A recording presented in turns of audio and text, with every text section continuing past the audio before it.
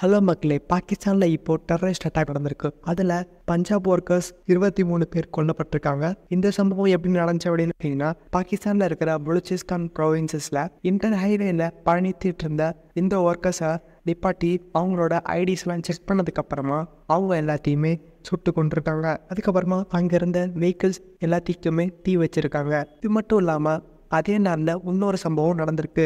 கியூலாக் district அப்படிங்கிற இடத்துல 9 பேரை கொண்டிருக்காங்க. இதுவும் அந்த பலூச்சிஸ்தான் ப்ராவின்ஸ்குள்ளே தான் வருது. ஆனால் இது வரைக்குமே இதை எந்த மிலிட்டன்ட் குரூப் பண்ணது அப்படின்னு உறுதி செய்யப்படலை. ஆனால் இது இன்னொரு பக்கத்து புதுசாக ஒரு மிலிட்டன்ட் குரூப் உருவாகி இருக்கலாம் அப்படிங்கிற ஒரு கோணத்தையுமே உண்டாக்குது. இதுக்கு பாகிஸ்தான் கவர்மெண்ட் என்ன சொல்லியிருக்காங்க அப்படின்னு பார்த்தீங்கன்னா, மேன் ஹண்ட் நடக்க போகுது. அதாவது நாங்கள் அந்த கில்லரை தேடிக்கிட்டு இருக்கோம் அப்படின்னு சொல்கிறாங்க. இது இன்னும் கொஞ்ச நேரத்தில் ஒரு நேஷ்னல் இஷ்யூவாக மாறி 2 கண்ட்ரிக்கும் ஒரு பெரிய இஷ்யூவாக உண்டாக போகுது. ஸோ இதை பற்றி நீங்கள் என்ன நினைக்கிறீங்க அப்படிங்கிற உங்கள் கருத்தை மறக்காமல் கமெண்ட் பண்ணுங்கள். தேங்க்யூ.